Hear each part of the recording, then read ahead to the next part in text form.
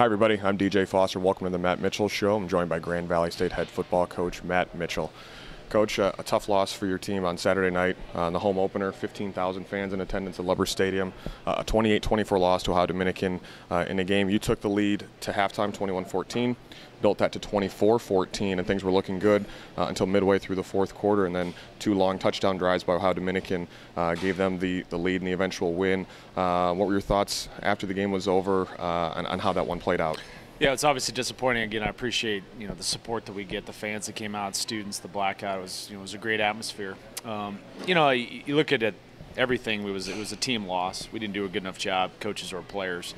You start with the defensive side of things. We played very well for about 50-some snaps, and we just had three breakdowns that led to really massive plays. And the first touchdown run we had, we were playing a very aggressive style of defense on Saturday.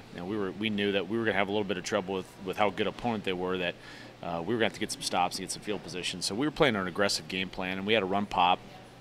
We didn't do a very good job in the back end of getting the guy down. It led to a touchdown run.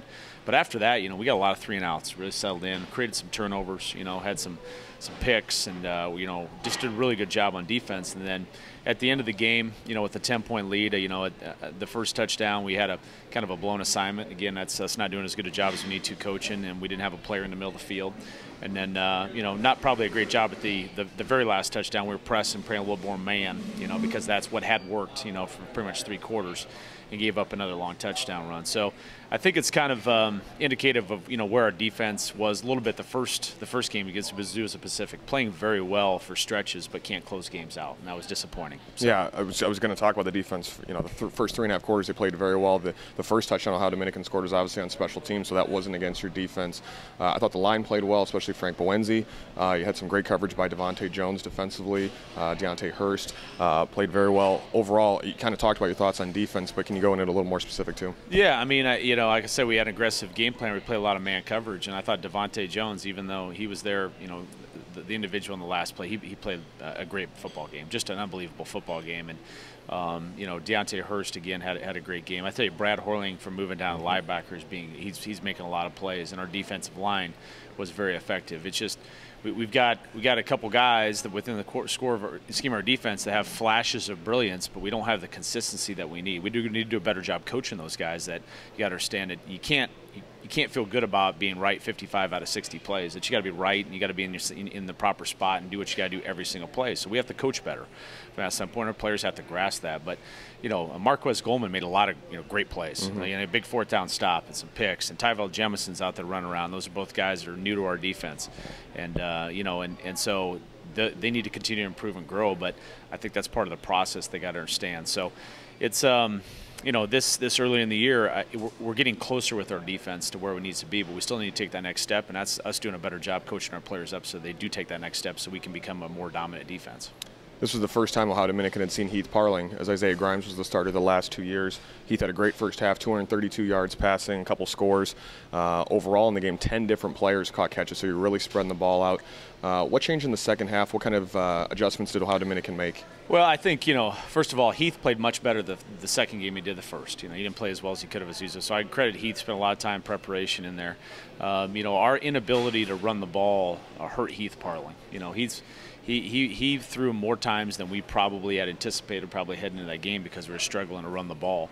And, and obviously I think the one critical error that we had was we've got a 7-point lead. We do a nice job with a 2-minute drive to get it down. We're sitting there at the 9-yard line with 10.9 seconds left with 1 timeout. And that was a very costly turnover, and that was really our only turnover of the night, but it was just a huge mistake that we made there. The whole offense, not just Heath, but, he gets credited for the pick. And that would have been big at that point, DJ, really, to get, at the very minimum, a field goal, get 2-score lead heading into halftime. But, you get in those 2-minute drills at the end of the game when we're down and he's got to drop back and throw. That's not in our wheelhouse right now with a great defensive line. And, again, he got hit. He got hit a little bit too much towards the end of the game, and just for the nature we're going. But I can't fault Heath's competitiveness and the way they went out and performed. We got to do a better job protecting our quarterback by running the ball, and that will help protect him a little bit more than we did, especially towards the end of the game. Let's talk about special teams. The game was shifted a lot with special teams, kickoffs, punts, both good and bad. Chris Picano, I thought, was terrific. 8 punts, 5 inside the 20. He nearly averaged 44 yards a kick, and several of those were not returned, either fair catches or down by you guys. Kirk Spencer had a couple nice kickoff returns. Skipper made a field goal that gave you the 10-point lead. But obviously there were some things I'm sure you want cleaned up as well. Yeah, it's kind of the theme, I think, with all 3 phases. I mean, there's some plays that are extremely good, and there's also some that are disastrous. You know, the punt block is disastrous for our football team, and I'm in charge of the punt team. And once we saw what they're doing, we made adjustments. That's fine, but same thing, even for me, you can't be good 7 out of 8 times. You got to be great at 8. I would completely agree with your assessment regarding Chris Picano. He has extremely helped us football team and our defense with his punting.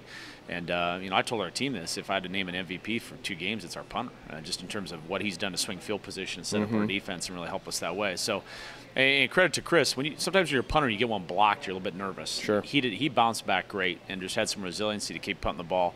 You know, our kickoff coverage was not where it needs to be. There was 2 times where ODU got the ball at midfield and we had to play shorter fields on defense. And then kickoff return, you know, we had some flashes, and I think you saw that I think Kirk Spencer was led our team in terms of overall yardage. A lot of that was on the kickoff return team and not so much his offensive snaps. But at the end of the game, you know, after they took the lead, we need some field position to try to get in a 2-minute drill and score.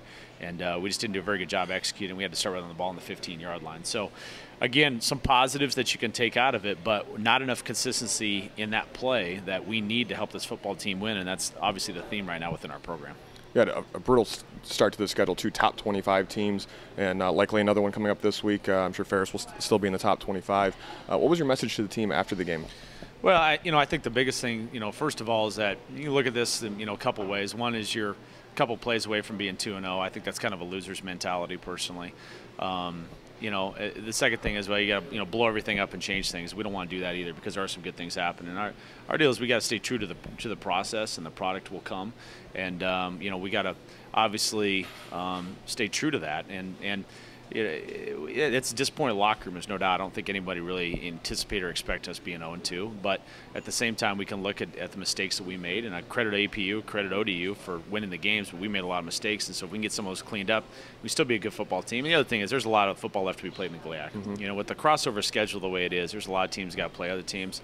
You got to keep playing. You know, we got to keep fighting. We got to keep playing. So our guys, you know, it was tough, obviously. We're not where we need to be. Everybody is extremely frustrated and disappointed, but we've got to get over the hump, and we got to get back to work because, like you said, our schedule is difficult, and we have a very good Ferris team coming up here on the road. Yeah, obviously your main rival this Saturday in Big Rapids at 7 p.m., the Anchorbone Trophy. They're 2-0. They got a 27-7 win over Northwood on the road this past Saturday. It'll be their home opener. Obviously, they're going to be out in full force. What does your team have to do this week to get ready for the Bulldogs? Well, they're explosive on offense. You know, led the league in rushing last year. They've done a good job, I think, through the 2 games of really trying to develop more of their passing attack, which is going to make them even more difficult to defend. We really haven't done much to stop them the last 2 years, and so we've got to take a look at what we're doing. And I do think that we have to rely on our defensive line. They got a couple new offensive linemen, so we got to rely on our defensive line to help plug things up inside a little bit, and take some pressure off of our secondary at times. And so Jason Van Lant's the key, though. I mean, he's really good at distributing the football in different areas of the field. They really stretch you both horizontally and vertically, and I think it's, again, with their passing attack, they're trying to push the ball more down the field than they have in the past. Their defense is extremely strong at the defensive line. They might have one of the stronger defensive lines in our league this year, and they're very top-loaded with upperclassmen, seniors that have played quite a bit.